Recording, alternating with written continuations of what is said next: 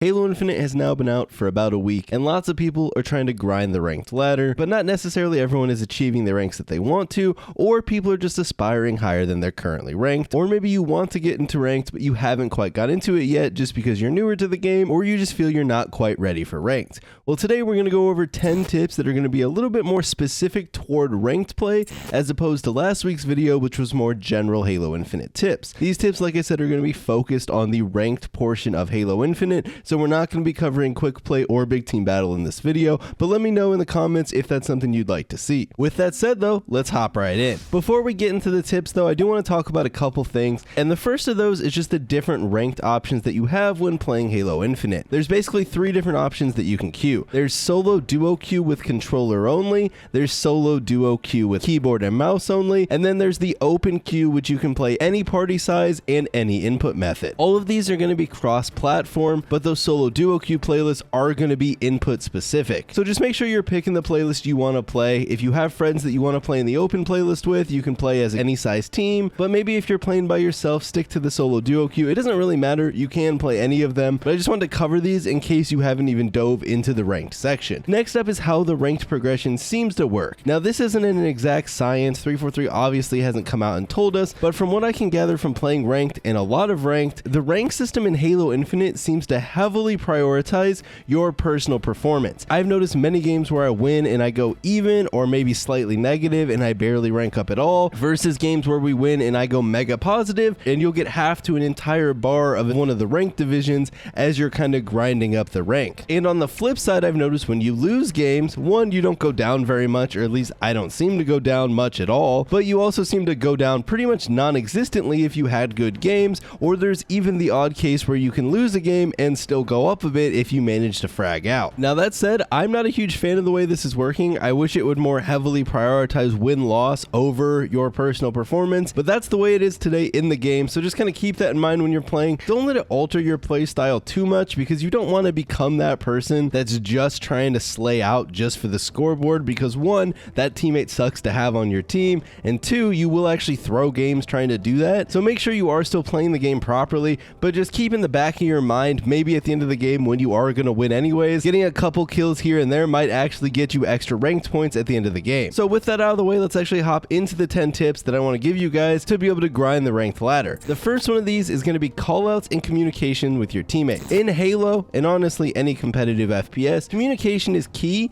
and you want to make sure that you're communicating with your teammates even if you're playing by yourself. While I haven't noticed a ton of people using in-game chat, most people can at least hear it, so you want to make sure you're calling things out. You're calling out where one-shot players are, where the people that killed you are. Maybe if you're playing an objective like Strongholds, you'll call out that you're going to go push B. Anything that you think is relevant. Obviously don't just talk constantly, but you want to be communicating a lot of the things that you see with your eyes to your teammates, because obviously they can't see the same things. As for callouts on the map, you kind of learn those over time playing with other people that are willing to call out, but if you haven't had the chance to learn any of them, luckily Halo Infinite actually has a ping system that isn't too bad at letting you know at least general callouts for the area, so you can walk around the map in the training section of the game, just ping different things and kind of learn names for different things. You'll also know that a lot of people will call things out based on the weapons that spawn there, and also the different objectives that might spawn there in the objective game mode. So for example, when I play with my buddies, on some of the maps we'll call things out where the strongholds sit, even if we're playing Oddball or Slayer on that map, just because everyone knows where those strongholds are, and you can use that as an easy way to communicate portions of the map. Next tip, number 2, is learning weapon and power-up spawns and timers. So in Halo Infinite, all of the ranked maps are going to have static spawns, unlike social, which have those dynamic spawns where different weapons spawn on a game-to-game basis. You'll want to make sure you learn where the power weapons spawn on every map, along with the power-ups, as those are going to be key things you're going to be controlling during the game,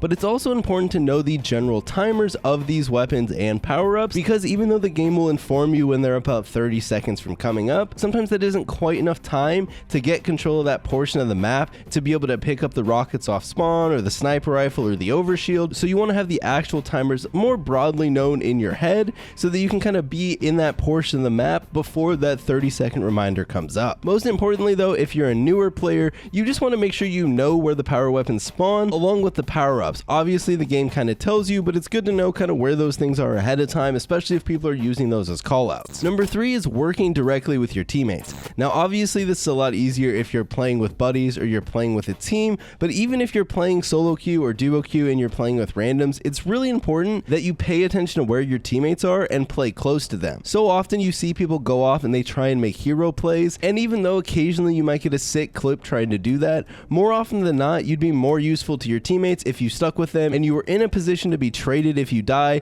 or you're in the position to trade a kill of your teammate when they die. If you don't know what traded means, it basically means that, let's say you're fighting someone, you die, your teammate cleans up the person that you were shooting. That's now a trade kill because obviously you traded the kill, right? So you want to always be in position that if you die, you can be traded by a teammate, and you always want to be in the position of your teammates so that if they die, you can also trade that kills, because giving away free kills without trading those back is how you quickly lose control of Halo games. Obviously, if it's ranked Slayer, that is the objective of the game, is to get kills, so not trading them means you're going to lose. But even when you're playing objective, not trading those kills means you're going to lose map control, means you're going to lose objective control, and everything like that, and it snowballs until you eventually lose the game. Moving on, tip number 4 is living when you're one shot. I see so often, even in an even gunfight, both players are one shot. Maybe you go beyond cover, or maybe you're just low, you're not necessarily one shot, and instead of calling that out to their teammates, letting their teammates clean up the kill, you'll see less experienced players kind of ego challenge, and they'll go to clean up that kill themselves. And while sometimes that does work, in a lot of cases that's a 50-50 battle if you're fighting someone of equal skill. So more often than not, if you're working properly with your teammates like we talked about in the previous tip, if you're able to just call out your opponent as one shot and you're able to hang out, hide behind a wall, hide behind cover, get your shields back, let your teammate trade out the kill, and you don't even have to worry about taking that challenge,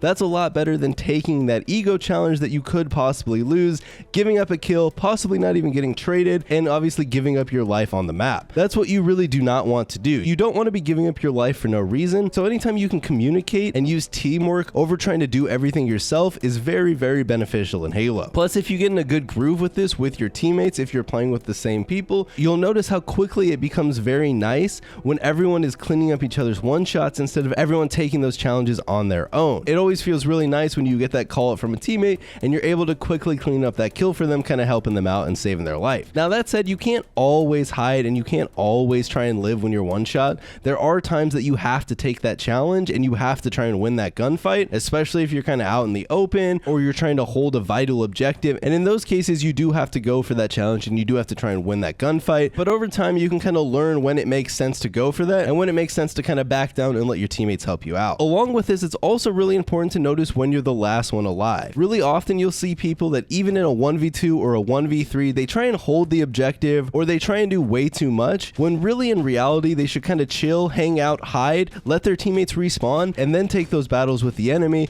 Because when you take them by yourself before your teammates respawn, often you'll just end up dying, and then when your teammates respawn, they're now at a disadvantage too, and that's how you really get behind in objective games, when everyone is constantly in that cycle of taking disadvantaged fights. You also see this in things like Oddball and Strongholds 2, where constantly people push one at a time into the objective as they kind of respawn, when in reality it kind of makes sense to slow it down, let your teammates respawn, and then make a coordinated push together for the Oddball or the Stronghold, depending on what game mode you're playing. More often than not, while occasionally you can make that hero play like we talked about earlier by yourself, a lot of times you're just better off playing with your teammates, playing as a team, and using teamwork and teamfire as an advantage. Halo is a game that heavily prioritizes positioning and team play over individualistic aim. Next up, we're going to move on to tip number 5, which is just being careful with your grenades. Grenades are really key in Halo, and we talked about that in the last video, but one thing you'll notice, especially in objective game modes like Oddball, like Strongholds, is people get really grenade happy and they just chuck all of their nades into the Stronghold or near the Oddball to try and get free kills or to do damage, and that's all good and dandy, but you do need to pay attention to where your teammates are, because there are a lot of cases where maybe you chuck both your grenades onto a certain Stronghold, but your teammate pushes onto him, he even cleans up the kill of someone on the site, but then he ends up dying to your grenades that you chuck there before he was even pushing onto the site. So just be careful, pay attention to where you're throwing grenades. Grenades are very key in Halo and you do want to be using them a ton, but you don't want to just constantly be throwing them all the time. Just make sure you're paying attention to where your teammates are, or if you're playing with your teammates and you're playing an objective game mode, tell them that you naded the site so they don't push onto the grenade. Next up, tip number 6 is when to use the utility weapons. Most people in ranked pick up pretty easily that the main weapons that you're going to use are the battle rifle because you spawn with it, and then the the power weapons like the sniper rifle, like the rocket launcher, because obviously those are power weapons and they're able to get kills really quickly. A lot of newer players though don't know how to properly utilize the different utility weapons, and that takes a little bit more time. While you see a lot less weapon variety in ranked, you do still see pickups for the commando, for the bulldog, for the mangler, for the plasma pistol, the shock rifle, and various other weapons, and you want to learn when it makes sense to use those. One thing to remember too is that you do only spawn with the one weapon, the battle rifle, so a lot of times it actually just makes sense to pick up a lot of these weapons just to have in your back pocket unless you need them, which can always be good. But for example, things like the assault rifle. While the assault rifle isn't going to win a mid to long range fight against the battle rifle, if someone's pushing right on top of you, the assault rifle is very, very strong. Same with things like the mangler and the bulldog. The mangler has more range, but the bulldog can clean up kills really nicely when they're right on top of you, and it's something that can have a lot of utility even though it isn't necessarily a power weapon. It's kind of like a mid-tier weapon. Same with the heat wave, which kind of works to the same degree as the bulldog but has a little bit different properties. Moving on to the next tip, tip number 7, is you just want to kind of master your movement in Halo Infinite. We talked about this one in the last video, but I do kind of want to hit on it again, and that's just learning all the different jumps you can make on the different ranked maps so you're not using clamber when you don't have to. Anytime that you can do a crouch jump over clamber, you 100% want to be doing that crouch jump because then you're not locked into an animation. Along with that, you also want to get familiar with the maps so you can use the slide mechanic the most effectively to get across the maps as fast as possible. We talked about that a little bit in the last video, but basically there's something called the super slide, and although there is a huge skill cap to what you can do with this, the easiest thing to do is if you come down onto a sloped surface, if you slide and then jump at the end of your slide, you'll get a lot of momentum, and a lot of maps are built with these sloped surfaces, so there's plenty of locations you can use the slide to kind of gain a little bit of speed, get across the map a little bit quicker. Also, outside of that, the slide can be really good to engage in a fight too. If you slide into a room or you jump into a room, you can kind of throw off your opponent's aim, who's probably aiming at body or head level, and now maybe you can get up a little bit in the gunfight, and so you just want to make sure you're using your movement as effectively as possible. Now for the rest of the tips in this video, we're going to go over game mode specific videos. I'm not going to be covering Slayer because Slayer is pretty straightforward. Your life is the objective, so don't die, trade kills with your teammates as much as you can, control the power weapons, control the power-ups, and that's kind of the gist of Slayer. I mean, there's a lot more to it obviously, but at a base level, if you understand that your life is the most important thing in Slayer and you understand that you should be playing with your teammates at all points, that'll get you pretty far in Slayer, as a lot of people try to play Slayer on their own, and that's definitely not what you want to do. Slayer, even though you might not think so since it's just team deathmatch, is extremely teamwork based because of the high time to kill in Halo. You're basically always going to win the gunfights if you have more people shooting at your enemies than they have shooting back at you. So just keep that in mind and you'll do okay in Slayer. But for tip number 8, we're going to talk about capture the flag tips. So there's two main things that I want to talk about here for capture the flag. One is kind of knowing when to pick up the flag, and then 2 is kind of how to carry the flag in Halo Infinite. So the first thing I want to talk about is when to pick up the flag in capture the flag. And this actually will apply a little bit to Strongholds and Oddball too. And that's basically that you'll see a lot of new players, they just tunnel vision and go for the objective 24/7. But as you play more, you'll kind of learn when's a good time to pick up the flag, when do you not want to pick up the flag, when do you want to slay out with your teammates. And that's really important because if you're constantly just running straight to the flag and grabbing it and trying to pull it as much as possible, you're really not going to accomplish anything, and you'll just constantly feed your life away, which is exactly what you don't want to do. You want to make sure that your team is in a position to kind of help you out if you pull that flag. Now obviously, again, there's always the exception where maybe you try and do a sneaky pull or you're doing a counter pull when you know their team's on the other side of the map, but more often than not, you really only want to pull the flag when the enemy team has multiple players down, or at the very least, your team is in a position where if you pull the flag and you start getting shot at, they can easily take out the people shooting you. So just kind of keep that in mind when you're playing capture the flag. And the next one is kind of how to carry the flag, and I think this one's pretty obvious, but I just want to cover it because Halo Infinite did change it up a little bit. So in Halo Infinite, there's 3 ways to carry the flag. You can normal walk with the flag, which does not give away your position to the enemy. You can sprint with the flag, which goes a little bit faster, but does give away your position to the enemy. And then thirdly, you can juggle the flag like you can in every other Halo game,